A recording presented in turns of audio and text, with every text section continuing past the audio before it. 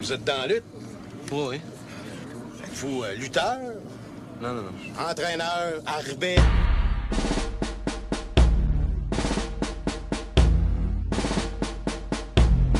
Vous êtes dans la lutte?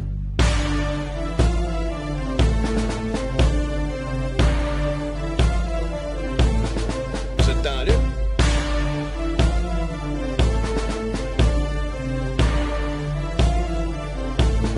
Vous êtes dans la lutte? Mesdames et messieurs, nous venons d'assister au dernier PPV avant WrestleMania 29. Les morceaux de casse-tête tombent tranquillement en place, mais il y a encore quelques questions qui demeurent en suspens.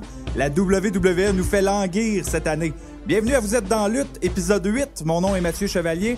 Et pour parler du dernier PPV, le Elimination Chamber et le dernier Raw, voici mon fidèle co-animateur, le patriotique Marc-André Drouin. Salut Marc.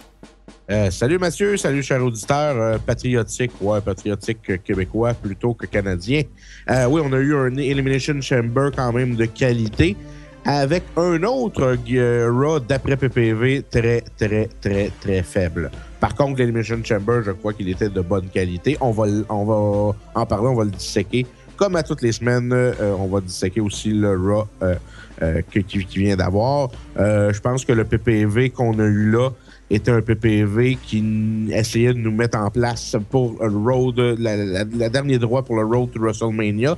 Comme tu disais, il y a encore des petites questions en suspens. Ça va venir dans les prochains Raw. Mais somme toute, on a eu un bon PPV. Oui. Tu dis qu'on commence tout de suite avec le pay-per-view ou? Ben oui, à moins, y a-tu des choses que tu aimerais parler, de choses que tu as vues dans la lutte cette semaine? Non, genre, pas cette semaine. Je pense qu'on va avoir le temps les prochaines semaines, vu qu'il reste 7 semaines avant le WrestleMania. Je pense qu'il va y avoir peut-être des semaines qu'on va avoir moins de choses à dire. Fait que moi, je me lancerais dans le vif du sujet. New Orleans, Louisiana, Elimination Chamber. Oui. Le pre-show. Wow. Le pre-show, Brodus Clay et Tensai contre Cody Rhodes et Damien Sandow. Un petit dark match de 4 minutes 6. Somme toute, je pourrais même dire que c'est un squash. Là. Oh, ouais, c'est un squash. Ouais, Cody Rhodes puis Damien Sandow, ils étaient là juste pour leur chèque de paye. Là. C'est pas un grand match. Là. Ils ont remis ensemble pour la peine. Quand ils sont arrivés, ils ont fait une petite promo à la demande générale, un reunion. Je me suis dit, peut-être qu'ils allaient remettre ensemble. Peut-être qu'ils se sont rendus compte de leur erreur. Finalement, ils se sont fait démolir la face. Oui, exactement. Sérieusement, là, je pense pas qu'on va perdre de temps sur ce match-là. Là.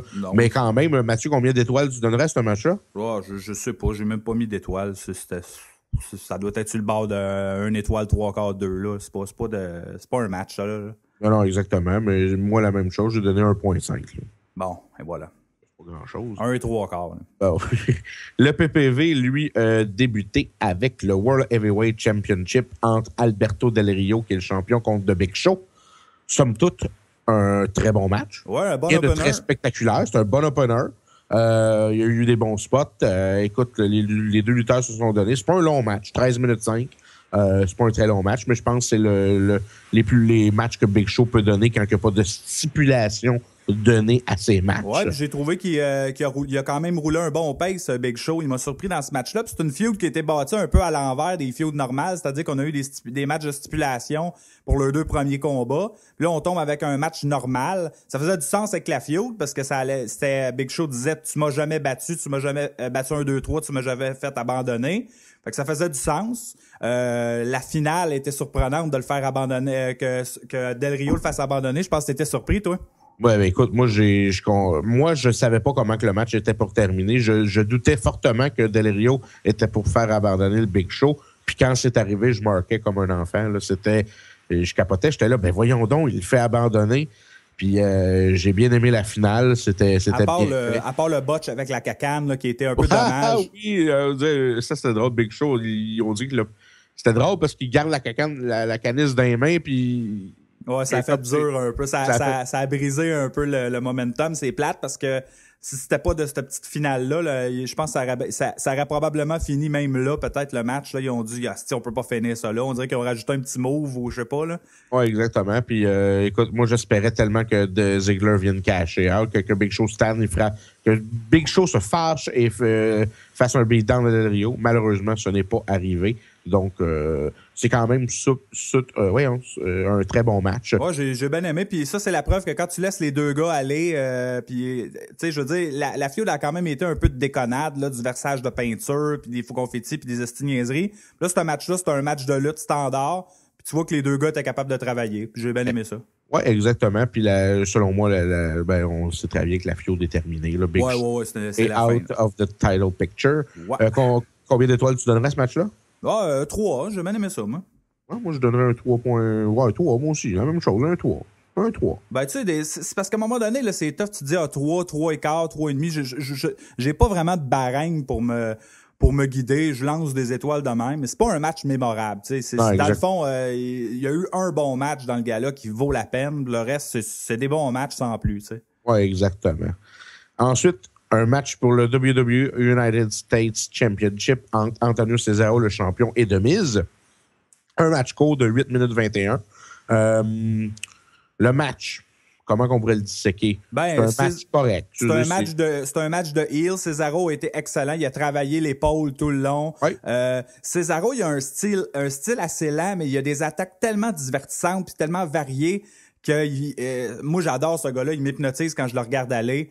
Il a travaillé l'épaule. L'histoire du match, c'était ça, dans le fond. Il essayait de... Ça rendait Miz le babyface attachant qui a mal, mais qui continue, qui abandonne pas. Le finish arc, là, j'ai pas aimé ça, là, le coup d'un gosse, là. Là, ouais, exactement. Puis j'ai lu sur les talkbacks, sur les forums, le finish, ce que le monde en pensait. Il disait, c'est un style de low blow à la Ric Flair. C'est voulu que ça fasse ça. Le monde, c'est ça qu'ils en ont déduit.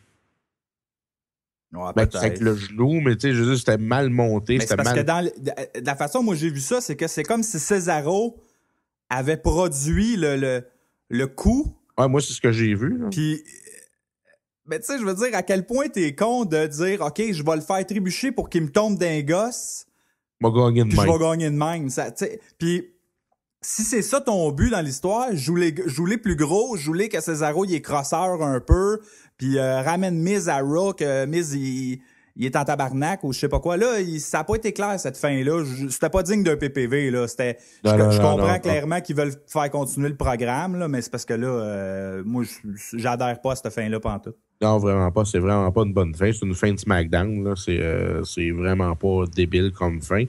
Mais le match, globalement, était moyen. C'était correct, mais sans plus. Combien d'étoiles tu donnerais à ce match-là, toi? J'ai donné 2 étoiles 3 quarts, à peu près. C'est ça que tu as donné? Moi, j'ai donné 2 étoiles et demie. Ben, c'est ça, c'est à peu près. C'était quand même bien, là. Faut quand même pas, tu sais, je veux dire, on donne pas des gros scores, mais pour la WWE, là, c'est quand même de qualité, là. Ouais, exactement. C'est pas mauvais, là. C'est rare c'est très rare que dans chaque PPV, on va trouver des 4 stars et plus, là.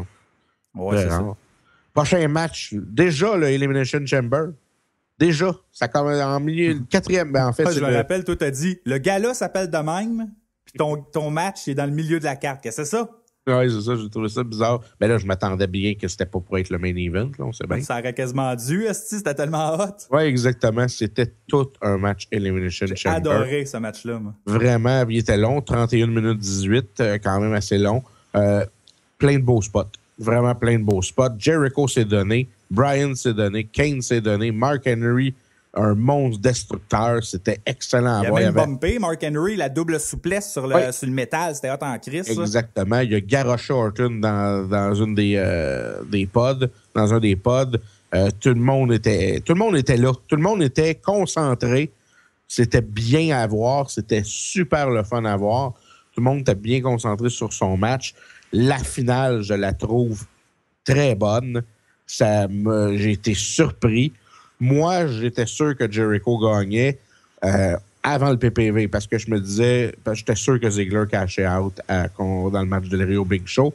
Puis là, quand c'est arrivé qu'il cash pas out, j'ai fait il va sûrement avoir un autre gagnant, peut-être. Je m'attendais à Mark Henry. Ben non, Mark Henry se fait éliminer en milieu de match. Et écoute, moi, j'ai vraiment aimé ce Elimination Chamber-là.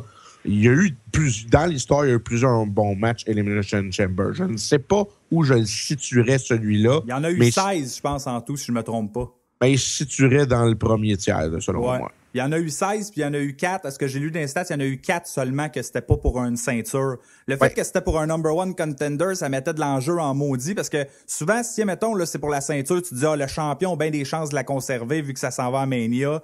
Là, tout le monde avait des raisons. Ben, peut-être pas Team Elno, mais les 4 autres avaient des raisons de gagner ça. Même Team Elno, ils ont réussi à en trouver une. Au début, la petite promo de Kane qui disait ça fait 15 ans que je veux être dans le main event à WrestleMania. Ça ajoute un petit quelque chose au personnage. C'était parfaitement booké, ce match-là, à mon sens. Il y avait des petites histoires. Team Elno qui se pognait qui faisait du double team, qui se pognait un contre l'autre. Jack Swagger qui a super bien paru puis qui a volé qui a gagné en opportuniste à la fin. Randy Orton qui était en forme comme on l'a pas vu depuis très longtemps. Pour vrai, je regardais Orton dans ce match-là, puis c'était le Randy Orton des beaux jours. La foule était à la fin, il y a eu un gros pop de la foule. La foule s'est réveillée, elle a adoré ce match-là. Moi aussi. Mark Henry, tu te demandais comment ils font pour éliminer ce gars-là sans qu'il ait l'air faible. Ben, c'est comme ça. C'est comme ça que tu bookes un monstre. Le gars se fait faire 3 finishers, il perd, il revient dans la place, il massacre tout le monde. Puis Jericho, encore une fois, ça a probablement été le gars le plus divertissant dans le match. Il était là du début. Il a fait bien paraître tout le monde. Chapeau, moi j'adorais. Puis c'était un match de lutte. Il y a eu beaucoup de lutte dans ce match-là. Ça, souvent, les Elimination Chamber, c'est plus hardcore. Je sais pas comment expliquer, mais c'est plus du brawling, tu sais. Il y en a eu, mais je dis la lutte a prédominé. Ouais, il y a eu bien des mouvements de lutte. J'ai trouvé ça le fun comment ils ont fait ça. Chapeau, moi j'ai mis 4 étoiles, puis j'ai adoré ce match-là. D'accord, ben c'est ça, toi t'as mis 4 étoiles. Moi j'ai mis 3 et 3/4. Bon. Regarde, ça se ressemble pas mal. Mais je veux dire, c'est somme toute, c'était tout un match d'Elimination Chamber. T'sais, si j'avais un match, là, je disais, ça vaut-tu la peine de regarder Elimination Chamber? Oui. T'sais, tu regardes ce match-là, là, ouais, c'est solide. Là. Prochain match, le Shields contre Cena, Ryback et Sheamus dans un tag team match. Un match... mon mark match de la soirée. Là, ouais, pour le gagnant. Là. Pour le gagnant, en fait. Le match en tant que tel était correct. Je veux dire, c'était pas le match du TLC, là, bien évidemment. Là. Non, mais pour un match de lutte standard, je trouve que le Shield, ils ont paru unis. Tous les moves qu'ils faisaient, les moves à 3, il y avait de la vitesse. Ils ont réussi quand même à rendre le Shield un peu chaotique comme je les aime. Ils ont l'air d'être rodés ensemble, de ne faire qu'un. Je trouvais ça écœurant, les moves qu'ils faisaient. Puis c'est quasiment eux autres qui ont dominé tout le match en plus. Oui, exactement. Puis là, vu qu'ils dominaient tout le match, j'étais là, bien les faces vont gagner. Ben non, je marque comme un débile. Il gagne encore le Shield avec un spear.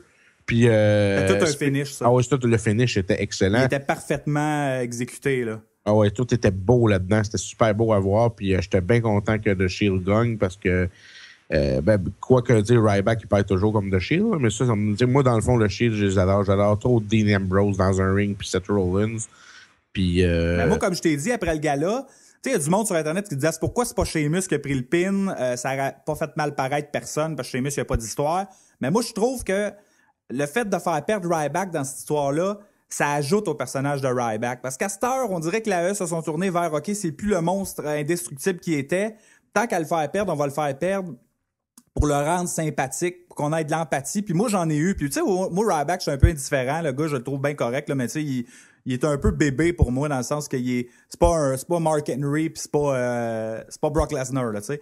Mais quand je l'ai vu partir de même du groupe, puis s'en aller tout seul, puis il avait l'air comme troublé, en crise, je sais pas quoi, puis tu voyais les reaction shots de Cena qui avait l'air de l'avoir laissé tomber. Je trouvais que c'était bien raconté, c'est une petite histoire. Là, tu te dis, ça s'enligne-tu pour que Ryback se revire contre les gars? C'est-tu juste pour que Ryback finalement aille sa revanche à WrestleMania, finalement, contre le Shield? Mais peu importe, j'ai trouvé ça culotté. Puis Ryback s'est fait piner clean, là. Je veux dire, ça, c'est une vraie défaite, là. Oui, exactement. Puis, comme on disait, le finish était excellent. Puis, ça s'enligne pourquoi? On ne sait pas. On verra. J'ai aucune idée, le Shield, c'est quoi leur plan pour Mania. J'ai aucune idée, c'est quoi les plans pour Sheamus pour Mania. Puis, j'ai aucune idée, c'est quoi les plans pour Ryback pour Mania. Fait que... Ensuite... Là, c'est là que l'énergie du gala descend. Là. Oui, habituellement, c'est supposé de monter en crescendo, mais là, ça descend. Il nous book un filler de 3 minutes 57 entre Ziggler et Kingston. Pour Ça rien. servait Là. pas à rien. Ben, c'est surtout la présentation. Tu sais, juste Ziggler il arrive, il fait une promo, il se vante un peu, ben correct. Puis là, Booker T arrive. Puis là, Booker T, il hype, comme ça, le Booker T sait le faire, en s'affargeant en 3-4 phrases, puis en hypant son adversaire. Là, tout de suite, tu dis, ah, c'est le retour de Christian, ou c'est le retour de quelqu'un d'important. Kofi qui arrive. Qu'est-ce que c'est ça? Kofi! Ça, c'est du booking de la montagne. Là. Ben oui, c'est parce que... parce que je comprends. Je veux dire... Kofi, il a même plus... Le monde là, sont même plus contents de le voir. Tu sais, je veux dire, c'est pauvre gars, là. Je veux dire, moi, j'ai bien dit, ça, Christy. Ce match-là avait pas lieu d'être. Puis autant j'aime Ziggler, autant ça a juste fait... Ah, qu'est-ce que c'est ça? Je veux dire, mettez le match de filles. Mettez ça de 2 minutes plus long, le match de filles, au pire, mais pas 2 fillers, là. Non, exactement. Là, il y a 2 fillers back-à-back avant le main event. En tout cas, je ne peux pas en parler plus que ça. Ça me... Non. J'ai même pas raté, là, ce match-là. Non, mais j'ai oublié de te demander ton rating pour le match de Shield contre les Super Friends. J'ai mis 3 étoiles et demie, je pense. Je l'ai bien aimé, moi, le Six-Man. 3 étoiles et demie. Ouais, c'est ce que j'ai mis, moi aussi, 3 étoiles et demie. Puis le match Ziggler-Kingston, écoute, je pense que ça vaut même pas la peine d'y mettre d'étoiles. Non, on a vu, en plus, c'est qu'on a vu ça tellement souvent à télé. Il n'y a aucune raison d'être, ce match-là. Fait que c'était pour montrer Ziggler, là, je sais, mais... Puis Biggie Langston, qui est allé, il sacre une volée à Kofi à la fin. Ça va-tu mener à un match entre Kofi et Biggie? Ça sert à quoi? Mettre du hate sur Biggie, mais le monde s'en contre-call. Oui, exactement, le monde s'en contre-crise de Biggie, là. Ensuite, on a le WWE Divas Championship entre Caitlyn et Tamina Snuka. Un match de 3 minutes 16 qui c'est quoi, je suis allé pisser pendant ce temps-là, je pense? Ouais, j'ai fait d'autres choses, là. On en parle. J'ai regardé le plafond. Caitlyn a gagné, puis bien content pour elle, parce que c'est rien que ça qu'elle mérite de gagner. Il y a 5 divas, fait que... 5 divas. Il n'y en a même pas 5, il y en a 3. Si tu comptes les Funkadactyl. Ensuite, main event pour le WWE Championship entre The Rock et CM Punk. Bon. Comment critiquer ce match sans trop être de mauvaise foi? Bien bizarre. Comment critiquer ce match sans se faire haïr des fans de Rock? Écoute, c'est une chance que CM Punk, oui, a été mis over, pas parce que The Rock l'a mis over, mais parce qu'il n'y avait pas le choix. The Rock était trop souvent blow-off dans ce match-là. Ben là où The Rock a été généreux, puis a été respectueux de Punk, c'est dans les finishes puis les ref bumps. C'est-à-dire que de la façon que le match est booké, Punk a gagné. C'est fait à l'envers. Normalement, c'est les faces qui se retrouvent dans des situations comme ça. Tu sais, où ce que l'arbitre est mort, puis là, finalement, le face se couche sur le heel, puis là, la foule compte, puis c'est comme, il aurait gagné, mais l'arbitre est mort. Tu sais, tu vois le genre? Ouais, exactement. Mais là, ils ont fait le contraire avec Punk. Punk a paru... je veux dire, il a dominé ce match-là, puis le bout qui s'est fait dominer, il a kické out du People's Elbow, il a kické out du Rock Bottom. CM Punk, là, il était très, très, très fort. Il est mis over d'aplomb. Mais t'as raison que The Rock, il a de la misère à suivre. Là. Je veux dire, le trois quarts du début du match, c'était des clés de coups, c'était plate en calice. Oui, c'est exactement. Mais de toute façon, suivre le pace de CM Punk, si CM Punk se donne à 100%, je suis convaincu que ça doit être dur pour certains lutteurs. Mais ils réussissent quand même parce qu'ils sont dans une forme exemplaire. The Rock, oui, c'est un lutteur, tout ça, mais suivre le pace de CM Punk, ça doit être très difficile pour lui, puis on l'a vu hier. Là. C'est pas qu'il est pas en forme, The Rock, c'est juste que, tu sais, comme ben du monde dit, il est bien plus bâti qu'avant, puis, tu sais, à un moment donné, là, t'as une tonne de muscles à traîner, là, ton cardio, là, il y a de la misère à suivre, là. À un moment donné, là, t'as un nombre de poids que tu peux avoir sur toi pour pas être essoufflé, tu sais. Ouais, exactement. Puis, ça paraissait qu'il pouvait pas faire des plus que 2 minutes à la fois, sans retourner à terre puis se faire pogner en clé de cou, tu sais. Fait que c'était un petit peu plate à ce niveau-là.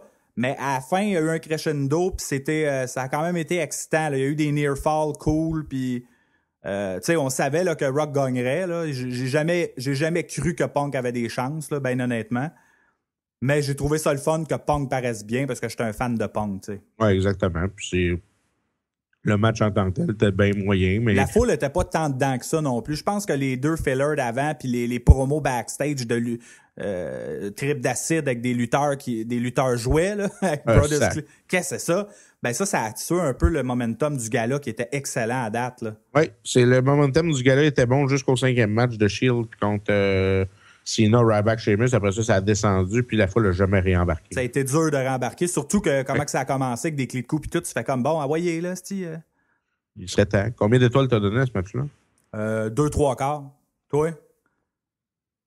Ben, je sais pas si je suis sévère. Moi, je vais avec mon feeling. Je suis pas un. De toute façon, il n'y a pas de.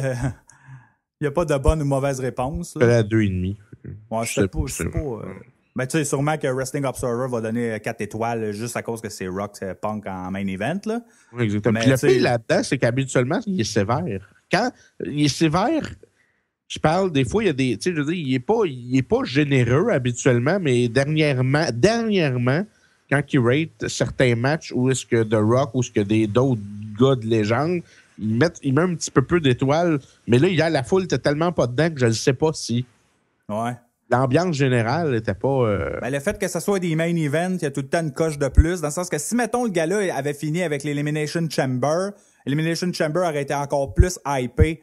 Du monde sur Internet aurait fait « Wow, quel gars-là écœurant! » C'était tout un finish, whatever. Là. Mais c'était sûr que c'était pas pour finir avec ça. Mais si tu finis le gars-là avec ça, c'est fort, là, tu sais. Ouais, exactement. Mais là, c'est The Rock champion, WrestleMania, tu sais, je comprends la gimmick, là. Ouais, exactement. Puis, combien t'as donné sur 10 au PPV, toi? 7.5. C'est ça que j'avais dit, moi aussi, 7.5. Ben, j'avais dit 7 à 7.5. J'hésite. Je pense que je vais y donner 7 parce que, je veux dire, pour donner 7.5, il aurait fallu qu'il y ait au moins un 4-star match, puis il n'y en a pas eu. Ouais. Ben, pour moi, l'Elimination Chamber, c'était mon Rumble cette année. C'est-à-dire que j'ai trouvé que pour un gimmick match qu'on a vu plusieurs fois, ils ont réussi à faire quelque chose de le fun. Puis, j'ai trouvé ça bien booké, puis j'ai eu du plaisir, tu sais. Ouais, c'est un bon gars-là. Oh, on a eu du plaisir. Le problème, c'est pas là. C'est juste si on y va cérébralement. Il y a eu la surprise de Swagger gagnant, il y a eu la surprise de The Shield qui gagne. C'est déjà plus qu'on s'attendait comme surprise dans ce gala-là. Tu sais. Oui, exactement. Puis là, ça nous amène au Raw. Qui était en direct de Lafayette, exactement. en Louisiana. Avec une foule morte. C'était pas... Ben, faut la comprendre, parce que ce Raw-là, on a compris bien assez vite qu'il était pour rien se passer.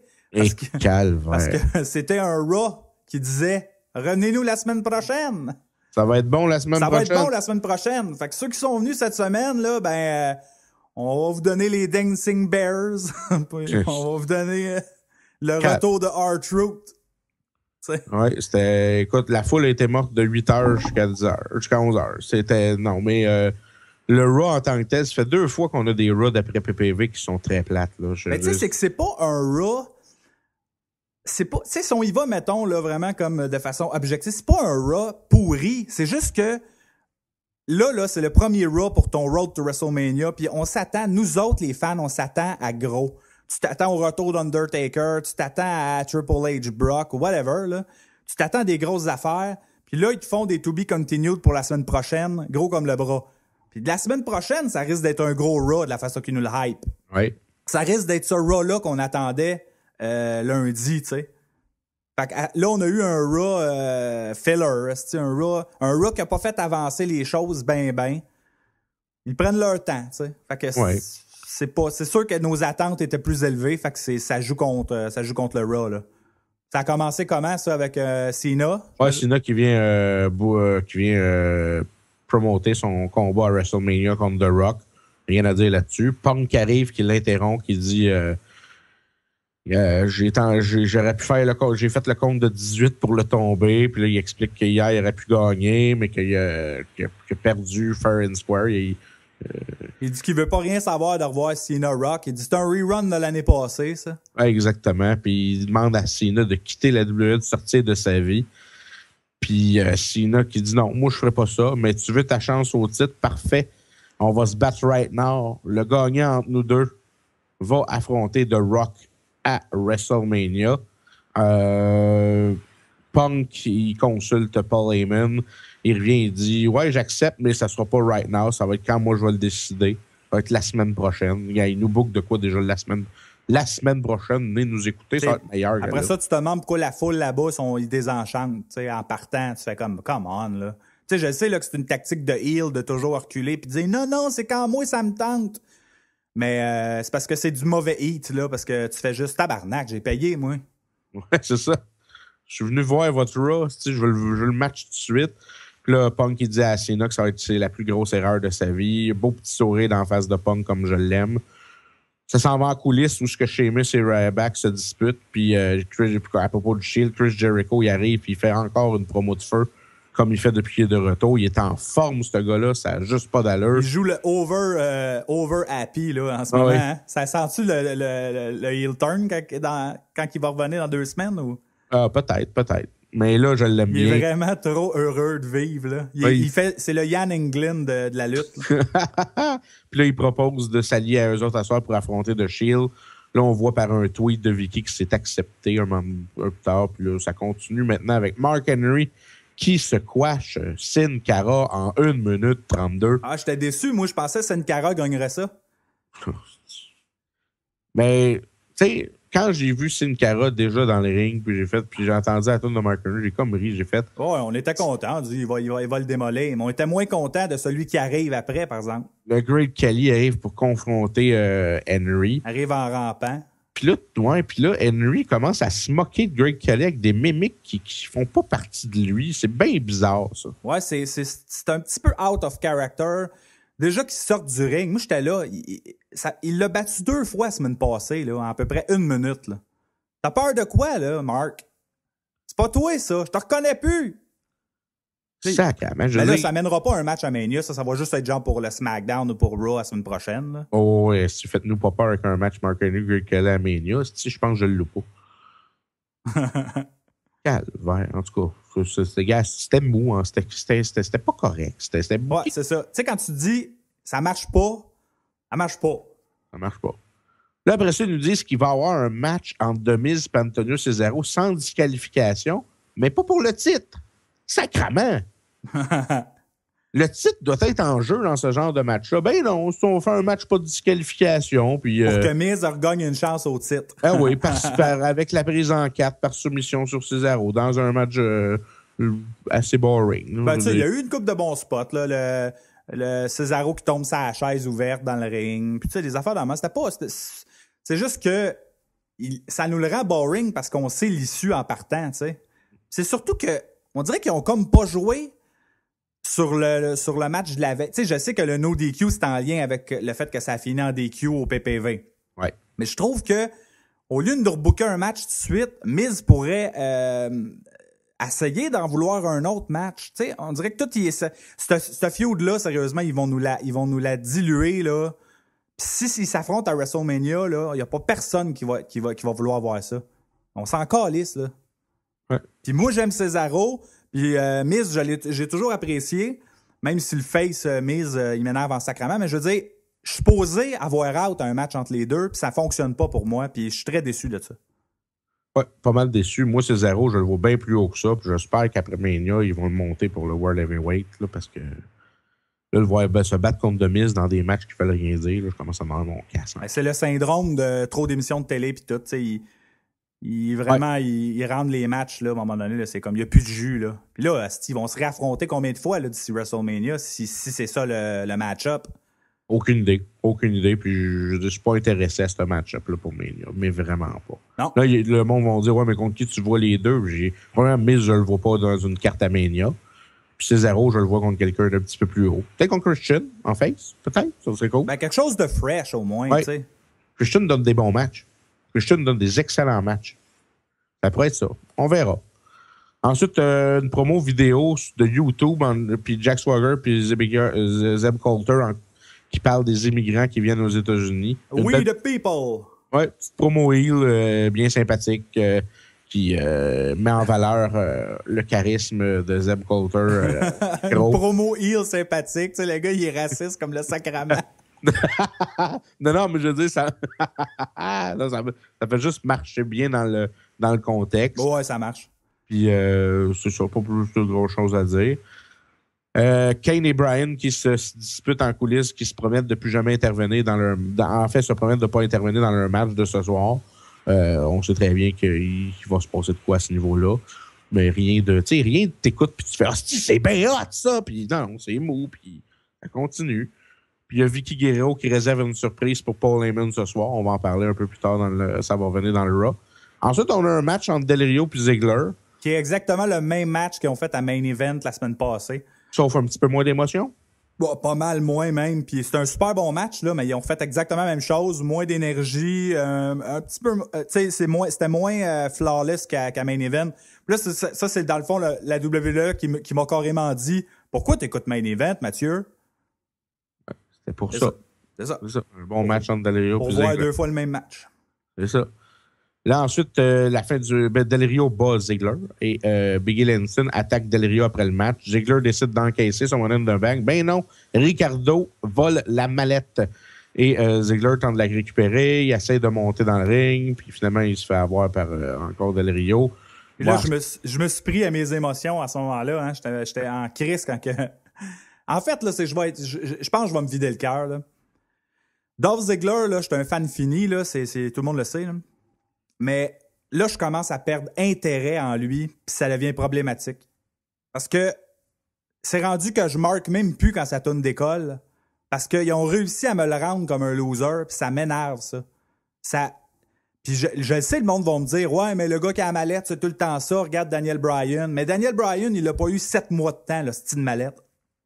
Non. À un moment donné, là, c'est que si la lutte, c'est vrai, le personnage, là, il veut donc bien pas être champion dans la vie, tu sais. Oui, c'est vrai qu'il a essayé souvent de la cacher, puis ça marche pas, puis c'est un running gag contre lui, puis ça me fait rire, c'est drôle. Mais si Dolph Ziggler essaye pas de cacher à WrestleMania, ça ne fait aucun sens. Parce que le gars, c'est le show-off. Le gars, le but dans la vie quand t'es un lutteur, c'est d'avoir ton WrestleMania moment. Ouais. Fait que si tu caches pas à Mania, ça marche pas. Tu veux être champion à Mania. Fait qu'il va falloir au moins qu'il essaye à Mania. Ça, c'est sûr et certain. Parce que sinon, ça fait pas de sens avec l'histoire de la mallette. Là, je sais bien là, que peut-être Creative se sont fait fourrer avec ça puis ils ont un problème. Ils ont un problème parce qu'ils ont trop de gars qui veulent mettre de l'avant. Mais t'as des gars comme Jack Swagger qui a pas rien calissé de l'année puis qui arrive puis qui a une chance avant Dolph Ziggler. Puis, tu sais, je trouve ça fâchant pour le gars. Je trouve ça fâchant pour les fans qui sont derrière lui. Peut-être que la WWE voit moins en Dolph Ziggler que nous autres, on voit. Mais là, ça commence à vraiment m'énerver. Quand je vois Dolph Ziggler, je fais comme Steve va perdre encore. Puis ça me déprime. Puis tu sais, nous autres, on le voit, le talent de Dolph Ziggler. Mais le public normal qui le voit, là, c'est un loser, ce gars-là. Là. Ouais, exactement. Il va falloir qu'il travaille très fort pour le remonter. Parce que, mettons, qu'il gagne le titre à WrestleMania, tout d'un coup, il est champion du monde. Mais il va falloir qu'il gagne des matchs, là. Il va falloir qu'il en gagne en esti pour qu'on oublie qu'il a déjà été loser. En tout cas, ouais, ils sont capables, là, mais... Ils sont capables, mais là, c'est ridicule. Ça me fait... quand je le vois, là, c'est rendu que je fais comme... Puis Biggie Langston, t'en as parlé hier, mais je pense que tu commences à être écœuré de lui, là. Ah, moi, je suis plus capable de le voir, là. Ça... Biggie Langston, il enlève le spotlight à AJ en plus. Oui, en plus de... Parce que AJ là, est rendu plus effacé, puis cette fille-là a tellement des bonnes réactions faciales, puis elle pourrait faire ce que Biggie fait, c'est-à-dire intervenir, puis être plus en couple, être encore plus amoureuse, un peu comme, mettons, le Rated R Superstar, tu sais, Edge puis Lita ensemble, qu'est-ce que ça pouvait donner comme dynamique. Il pourrait faire ça, tu sais. Biggie Langston, là... je comprends pas, en tout cas. Là, j'ai fini de chialer sur Ziggler, mais ça me fait bien de la peine de chialer sur ça, mais ça marche pas ça commence à m'énerver, là. Ouais, je suis sûr qu'on n'est pas les seuls non plus, de toute façon. Fait que... Sûrement que Dolph aussi. Là, il y a Wade Barrel qui vient parler du nouveau... C'est vraiment le nouveau film de la WWE. Ah ouais. Dead Man Down, dans lequel il a joué, puis là, on voit la bande-annonce, puis j'ai pas vu la face de Barrett là-dedans. Puis Sheamus vient justement rire de ça. Il vient rire de... T'es pas dedans, c'est comme mon ami Colin Farrell qui joue dedans. Puis là, il pense que le film va être bon parce que Barrett n'a pas de dialogue, mais ça mène à pas ça mène à rien, cette séquence-là, à moins qu'il nous prépare un programme Barrett-Sheamus, là. Ouais. Et sinon, ça mène pas grand-chose. Et où est Bo Dallas? Ouais, c'est ça, il est où, là? Il est retourné à NXT, il n'y a plus de feud comme Barrett, c'est quoi, là? Matt? Veux-tu savoir combien de temps a duré le prochain match? Brodus Clay, Tensai, puis Naomi contre Primo et Pico et Rosa Mendez? Je vais guesser 1 minute 50. 49 secondes. Ah, tabarnak. 49 secondes. Les entrées sont plus longues. Oui, les entrées sont plus longues. J'ai rien à dire sur ça. C'est pas un match de lutte, c'est rien. Mais là, c'est-tu officiel qu'ils s'appellent les Dancing Bears? Parce que ça fait 2 fois qu'ils disent ça, là. J'ai hâte de voir ça. Je sais pas si c'est officiel. Puis Tensai, ils disent que c'est Sweet Tea. En tout cas, Brodus, il l'appelle Sweet Tea. Et Christ. Il va-tu en avoir eu des esti de noms, lui, dans sa vie, dans eux? C'est ça. Le A-Train, Albert, Prince Albert. Sais-tu déjà appelé Matt Bloom? Non, je pense pas qu'il s'est déjà appris par son nom. Là, ensuite, on a la promo de Coulter puis Swagger dans le ring qui se plaignent des immigrants illégaux. Ils ont raison. Nous autres, on n'a pas ce problème-là, mais même, je sais pas si c'est un pro. En tout cas, on n'embarquera pas dans la politique de la chose. Puis là, il en parle que Del Rio il est venu pour tirer un avantage du pays des États-Unis, puis que Swagger va être là pour reprendre le titre à Mania, puis donner du prestige et de la fierté à l'Amérique. Tu sais, une promo de heel raciste, puis tout ça, qui fonctionne dans le sens que... Ça va marcher au bout avec la feud avec Del Rio, là, ça c'est sûr. Mais il n'y a pas tant de heat que ça à date. Non. Coulter, quand il parle, là, non, ça n'a eu pas à tout rompre. Pour moi, il y a du monde qui sont d'accord. C'est ça, exactement. Dans le fond, il va être face. Dans certains États, il va être face. C'est ça. Il va se faire cheerer, puis là, la E va faire « Hey, Chris, on est dans le trouble. » C'est trop bien. Pourquoi on n'a pas pensé ça avant? Oui, the people. Tu sais, si on est franc avec nous-mêmes, c'est-tu si hot que ça, cette gimmick-là? Ben, c'est une gimmick pour adultes. Oui. C'est une gimmick pour adultes. Ça se serait perdu dans l'eau des années 90, dans l'attitude era. Mais en ce moment, il y a tellement rien d'edgy qu'on fait comme, tu sais, ça sort du moule un peu. Mais tu sais, ça s'est déjà vu dans le passé, ce genre d'affaires-là. Puis c'est du heel speak, puis c'est pas du génie, là. Mais tu sais, ça fait différent. Puis de voir Swagger, nouvelle tune, nouveau packaging, ça fonctionne.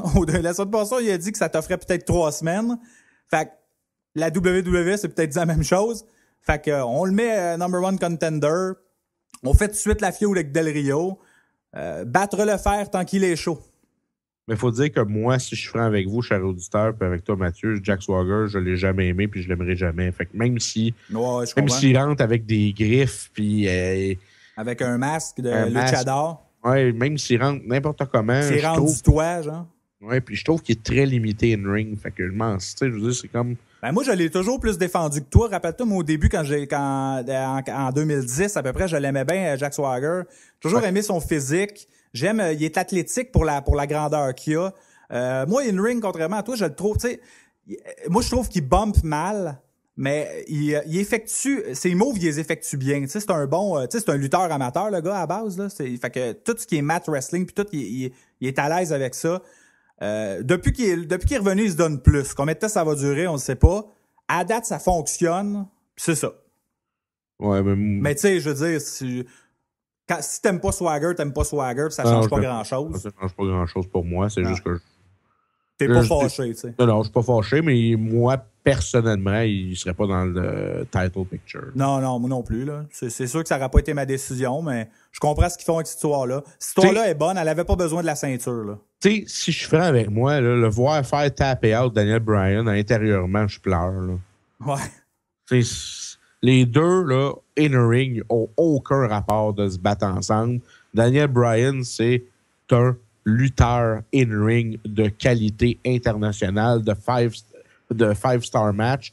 Tandis que Swagger, tu sais, je veux dire, je comprends ce qu'ils veulent faire, mais calvaire, si j'ai ça voir Bryan dans cette picture-là, je suis pas capable. Ben de la misère, ça me fait mal au cœur. Ouais. Eux autres, ils te diraient, c'est 2 anciens World Heavyweight Champ. Ouais, moi, je leur dirais... je leur dirais, manger un char. Manger un char. Vicky Guerrero, qui est avec Paul Heyman dans la foule, elle annonce avoir engagé un nouvel assistant qui est Brad Maddox. Content de le voir arriver, il me fait rire. Ouais, on est probablement les deux seuls sur la planète à rire de ce gars-là. Fait que... Il dit que le pire est à venir pour Heyman. Là, Heyman, il dit, moi, je m'en sac de votre affaire. Puis là, McMahon, il apparaît sur l'écran. Il dit, moi, je pourrais encore te congédier sur le champ, mais la semaine prochaine, on va s'affronter à Raw. OK. Encore la semaine prochaine. Encore la semaine prochaine, mais je comprends pas pourquoi Paul Heyman, il est si paniqué que ça. Je veux dire, non, moi non plus. Il a oversellé, là, sa peur. Là. Le gars est en béquille, Chris. Le gars est en béquille, puis Heyman, t'as pas acheté à la tulipe, là. Je veux dire, je sais pas pour te je pense que dans le character, c'est juste parce que c'est un couillon, puis il a peur pour sa job encore. Mais là, c'est parce que Chris, tu vas pas affronter Mark Henry, comme toi, là. C'est ça, cette fois-là, Paul Heyman l'a trouvé bizarre. Habituellement, je l'adore, là. Mais là, j'ai trouvé ça bizarre. Ensuite, il y a The Shield contre Chris Jericho, Sheamus et Ryback. Un autre match qui ressemble à celui de la veille. Hey, t'as-tu remarqué les zooms, comment c'était insupportable pendant le match? Comment ils ont réalisé le match? Ben, ce match-là. Non, c'est pas ce match-là que j'ai fait qu'il y a quelque chose de bizarre. Ben, non, j'ai pas. Ce match-là, tout le long, là, ils zoomaient comme quand ils font des beatdowns, là. Oui. Puis, c'était un petit peu. Je sais pas qu'est-ce qu'ils ont fait. Je sais pas ce qu'ils essayaient de camoufler. Parce qu'au pay-per-view, là, c'était filmé pay-per-view normal. Là. Oui. C'est comme les gars sont capables de lutter, là, arrêtez, là. Je sais pas. En tout cas, je veux dire, le match était bien. Oui, qui ressemble à celui de la veille. The Shield gagne encore, bien content. Le pin sur Jericho. C'est juste pour. Tu sais, Jericho sera pas là pour les prochaines semaines. Il va être là il manque quoi, 2, 3 semaines, 4 semaines? Ouais, il disait je pense que c'est 2 semaines, j'ai 2 vu. semaines, il s'en va en tournée en Australie avec Fozzy. Fait qu'on le verra pas pendant un petit bout. Là, ça mène à quoi, ça? On le sait pas. Je vais être franc avec vous. Même s'il y a des gens qui partent des rumeurs, on s'en fout. On sait pas où que ça mène. Ça. Le Shield va te savoir un spot à Mania, peut-être. Ben, c'est sûr. Ils sont invaincus puis ils sont big, là. Ouais, mais ils vont affronter qui? Ça va être un handicap match contre Ryback tout seul. Mais ça n'aurait pas de logique. Non, ça ferait pas de sens. Il n'est pas capable de les battre quand ils sont 3 super friends, là. Imagine-le. Fait que, on verra, on va en parler dans les prochaines semaines, qu'est-ce qui arrive pour The Shield. Ben, tu vois, je t'ai intéressé, tu sais. Oui, ça, il continue à m'intéresser. Ben, ils ont réussi à remettre le Shield sur la map parce que là, pendant des mois de temps, ils faisaient juste attaquer du monde. Là, on les voit en action, sont hallucinants. Je veux dire, Dean Ambrose dans le ring, son personnage, il joue à 100%. C'est capotant. Ouais. Seth Rollins, un bon gars, un high flyer, bumper, comme je les aime. Puis même Roman Reigns, là, je trouve qu'il a bien paru comme un gros gars fort, comme Triple H les aime, là. Oui, exactement. Puis le match a duré pratiquement le même temps que celui au PPV. Fait que c'est comme un copier-coller, sauf enlève Cena et Jericho, là, mais il a duré pratiquement le même temps. C'est un match qui ressemblait à celui du PPV de la veille. Damien Sandow qui avait le match avait un match de Sidulek Kofi Kingston, mais il n'a jamais eu lieu. Il n'a jamais eu lieu. Il l'attaque avant que la cloche sonne. Il commence à bâcher dessus. Et là, le retour de R-Truth qui n'était pas là depuis Survivor Series pour sauver son ami Kofi. C'était correct, mais tu sais, je veux dire, c'était sûr. Cette séquence-là, c'était juste pour amener R-Truth. Faites-vous pas d'idée d'autre chose. Yeah, tu vois, s'il n'avait pas fait l'erreur de séparer les Rhodes Scholars, puis s'il leur avait donné les belts à la base, là, ça aurait été excellent. Ça aurait été super bon. On aurait eu tu sais, il se serait acharné sur Kofi, on aurait eu une réunion de R-Truth Kofi, on aurait eu une pop-et feud avec les deux teams-là. La division tag team, elle aurait l'air d'exister. Là, c'est n'importe quoi. Puis, je sais pas quoi dire. Je veux dire, Kofi Kingston, il a-tu fait de quoi de pas correct? Ou? Il mange des volets, man. Ça n'a pas d'allure. Ouais. Sacrifice. Il paye, là, ces temps-ci. Il paye pas à peu près. Depuis qu'il a perdu son titre intercontinental, là, il paye en... Pour moi, là, il a couché avec Steph McMahon. Je sais pas qu'est-ce qui s'est passé, là. Mais il paye, c'est vrai que t'as raison qu'il paye présentement. Là. Ensuite, le prochain match, moi, je riais, puis j'étais là, le match slow pace de la soirée. Randy Orton contre Kane. Hey, ça n'a pas duré quasiment comme 42 minutes, ce match-là. C'était long. Oh, man, c'était... Tu sais, au début du match, il s'est passé de quoi? Je peux pas vous dire. Puis le match a duré juste 9 minutes. Là. 9 minutes, man, à Raw, là, c'est long en cibole. Là. Ouais. Il a dû avoir une pub là-dedans en plus. Là. Écoute, c'était pas un bon match. Vraiment pas. Ça avait pas sa place. Il s'est passé de quoi à m'emmener. Je pense qu'au début du match, Orton, il pensait avoir blessé Kane sans faire exprès. Les deux ont arrêté de bouger. Il y a quelque chose de bizarre qui s'est passé en début. Si vous réécoutez le Raw, là, chers auditeurs, essayez de voir qu'est-ce qui a pu se passer, puis peut-être nous l'écrire sur notre Facebook ou par courriel ou sur Twitter, parce que c'est passé le coup au début. Je suis pas capable de mettre le doigt dessus, mais il y a eu un arrêt des deux lutteurs. J'ai fait, qu'est-ce que c'est ça? Qu'est-ce qui se passe dans le ring là, en ce moment? Mais je suis pas capable de mettre le doigt dessus. C'est quelqu'un qui a callé un time-out, c'est ça. Mais ça, c'est exactement le genre de match que je veux plus voir. C'est boring à souhait. On en a parlé, je pense même. Ça n'a pas eu lieu la semaine passée, ça, ce même match-up-là, qu'on a fait. C'est pas bon, là. Non, mais. Puis, tu sais, je veux dire, tu te demandes pourquoi la foule a pas d'énergie. Tu sais, tu t'attends à genre un Raw vraiment de feu après le pay-per-view. Puis, au pire, avoir un gros main event. T'sais. Là, ton main event, c'est The Rock, qui a supposément une célébration. Mais t'as pas de ton main event, c'est Orton Kane. C'est pas, ça marche pas, là. Non, exactement. C'était vraiment moribond. Puis, tu sais, ceux qui l'aiment Orton, puis s'il y a des auditeurs qui aiment Orton, puis qui aiment Kane, puis qui aiment ce genre de match-là, tant mieux pour vous autres. Expliquez-nous pourquoi. Oui, expliquez-nous pourquoi. Qu'est-ce que vous aimez dans ce genre de match de 10 minutes-là, slow pace, où ce qui se passe, rien. Expliquez-nous c'est quoi vous aimez là-dedans. Si vous aimez ça, bien évidemment. Parce que Randy Orton, il est capable d'être bon. Là, on l'a vu dans Chamber. Là, c'était hallucinant. Tout était coordonné. Il y avait de l'énergie, mais asti que c'était boring, là, à Raw, en tout cas. Exactement. Ensuite, on finit la soirée avec la célébration de Rock pour avoir gagné, gardé son titre. Il y avait la fanfare. La fanfare qui me fait toujours rire, une fanfare, j'aime ça.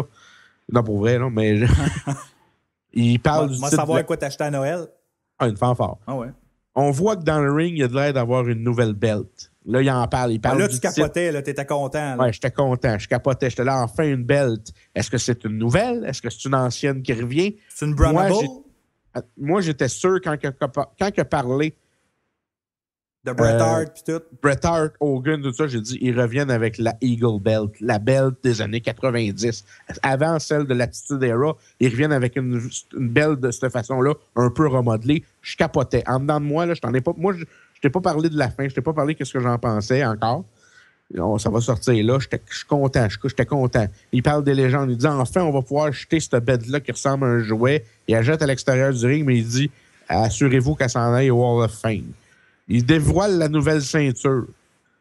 Oui, moi, je suis allé lire sur les talkbacks, sur les forums, le monde sont là, enfin, la belle jouet est partie, mais tout le monde a fait oui, elle est plus belle, mais c'est pas ça un titre de champion, et je suis totalement d'accord avec eux.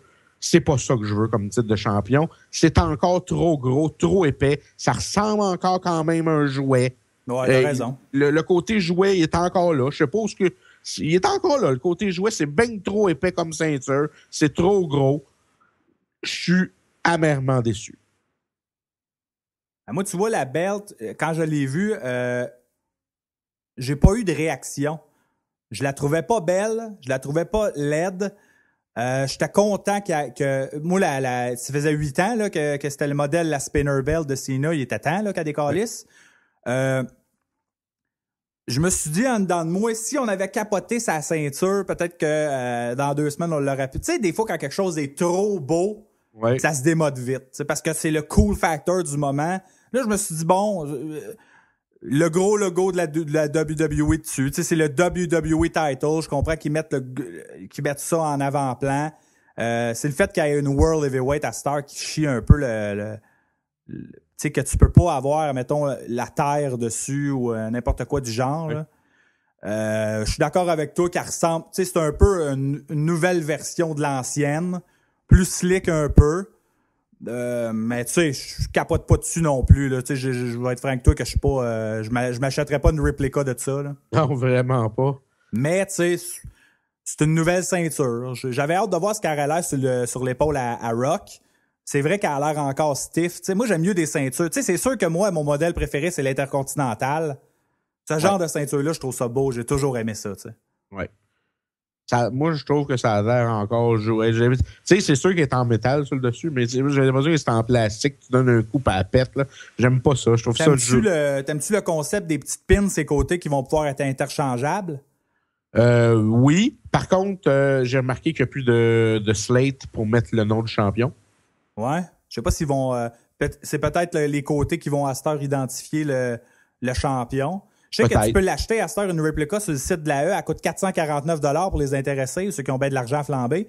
Puis elle vient, dans le fond, avec les logos de la E ses côtés. Fait que, tu sais, c'est sûr que quand, mettons, Cena va gagner, je sais pas ce qu'il va mettre ses côtés. Il va mettre des spinners. Il va mettre des spinners. Elle va spinner, tu sais. Ben, moi, je pensais qu'il était pour mettre des knee pads, mais bon. Ben, tu sais, ouais, je savais que toi, tu serais déçu parce que je connais ton amour des belts. Il y en a qui sacent un peu de ce qu'ils ont l'air, les ceintures. Moi, elle me dérange pas. Je vais être franc, elle me dérange pas. Moi, comme je te disais, je suis amèrement déçu. Puis peut-être un jour, je vais l'aimer, mais tu sais, je veux dire, on a au moins pour 8 ans avec celle-là. Là. Ouais, c'est ça. Habituez-vous. Habituez-vous, mais tu sais, je veux dire, c'est. Puis là, la belt, ça a l'air qu'on met plus ça à la taille. Là, fait que. Ça dépend du monde. Ouais, je sais que ça dépend du monde. Tu sais, comme Barrett, il a mis à sa taille. Puis.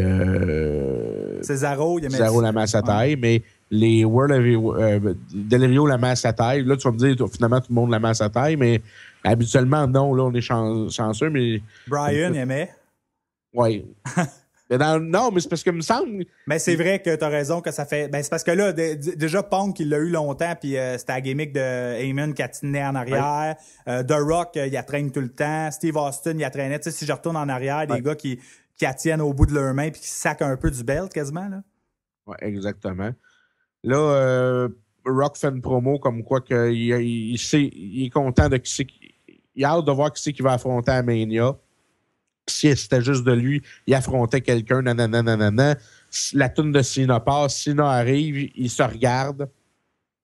Punk arrive avec l'ancienne ceinture, il varge sur Cena. Cena tombe, il jette la ceinture à côté de Cena, puis il y a un stare down entre The Rock puis Punk. Bon. Il y a 2 avenues possibles. Ouais.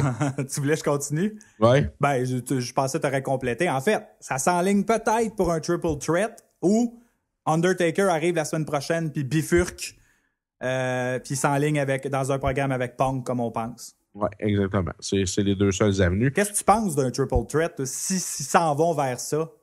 Ben, s'ils s'en vont vers... Je veux pas être méchant envers Mark Calloway, là, mais s'ils s'enlignent vers ça, tu sais, je veux dire, lui, il s'en fout, là, mais je veux dire, ça va être de sa faute, dans le fond, c'est qu'il est pas prêt pour Mania, puis il sera pas là. Puis tu peux pas mettre Punk dans une autre show. C'est carrément ça la raison.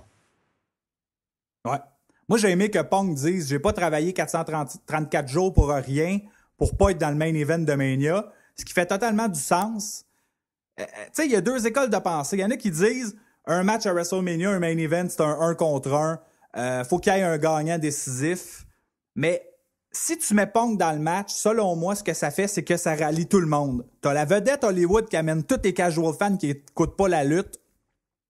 T'as Cena, qui est le fan des enfants puis des casual fans aussi puis des femmes. Puis si tu rajoutes Punk dans le portrait, tu rallies les smart fans puis le public plus mâle adulte qui aime Punk. Puis là, t'as 3 des plus grandes stars dans ton match main event. Si tu veux un gagnant décisif, parce que c'est vrai qu'un triple threat, ça peut avoir tu sais, mettons Punk se fait piner par Cena, fait que Rock a pas perdu. Ben, fais-les Elimination Style, ton triple threat. Sors Punk du match plus vite ou pour avoir un stare-down final entre Rock et Cena à la fin, si tu veux, si c'est ça que tu veux. Mais ça pourrait être intéressant. Tu sais, je sais que je pense que c'est McMahon qui aime pas les three-way, là. La manière de booker de la ECW dans le temps. Puis moi, j'aime bien. Moi, j'ai toujours aimé les three-way, mais la E réussissent rarement à faire des three-way intéressants, là. Ouais. Je sais pas quoi en penser. Ça m'intéresse. Dans le fond, ce qui m'intéresse, c'est que Punk ait son WrestleMania moment. Si Undertaker y arrive, la feud va être le fun aussi. La guerre de mots entre les deux va être super le fun. Mais j'espère qu'il va se passer de quoi de le fun pour Punk. Oui, exactement. Je vois la même chose. Je vois la même chose. J'ai bien hâte de voir ça. On va savoir ça au prochain Raw, d'après moi. Ouais. Fait que c'est ainsi que se terminent les critiques du PPV et du Raw. On aimerait savoir vos commentaires, comment vous avez apprécié les 2 shows. Vous pouvez nous écrire et tout ça. On va donner bientôt les façons de nous écrire. Mathieu, toi, présentement, je ne sais pas si tu as vu, il y a une mauvaise nouvelle peut-être pour la ROH. Je ne sais pas si tu en as entendu parler. Ouais, ils seront plus sur DirecTV Cable, c'est ça? Oui, exactement. Ça finirait là. C'est une mauvaise nouvelle pour la Ring of Honor. On va voir ça. Là.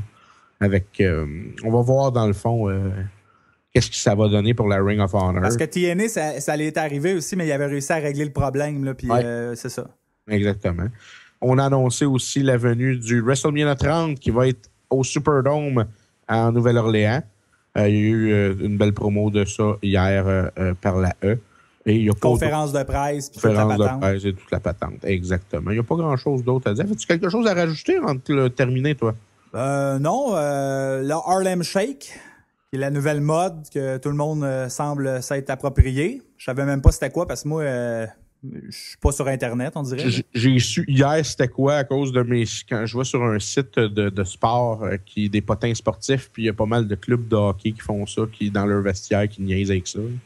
C'est rendu à nouveau. J'ai même pas vu c'était quoi encore le shake. Là. Bon, c'est du monde qui shake le ass sans aucune raison. C'est un gars nowhere qui part à danser, puis là, t'as plein de monde qui apparaissent à côté, puis déguisé ou masqué ou peu importe, qui shake le cul, puis là, c'est all over the place. La WWE l'a fait, la TNA l'a fait.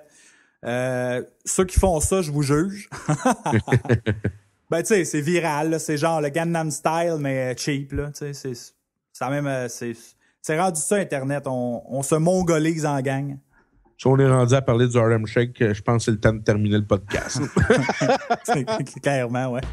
Écoutez, les chers auditeurs, vous pouvez nous rejoindre sur Twitter. Vous pouvez me rejoindre, moi, Marc-André Drouin, au @MA Drouin. Vous pouvez rejoindre Mathieu Chevalier au @M_Chevalier. Vous pouvez rejoindre Pierre-Alexandre Vincent au @PA_Vincent. Vous pouvez rejoindre Alexandre Lamoureux au @Lamou420. Vous pouvez rejoindre Vous êtes dans lutte au @VEDL_.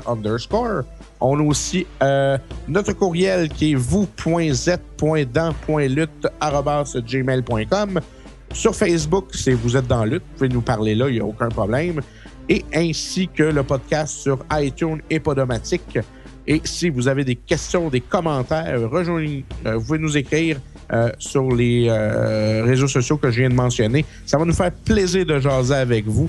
Et on vous souhaite une excellente semaine de lutte. Je ne sais pas ce que vous allez écouter cette semaine, mais passez du bon temps. We the people!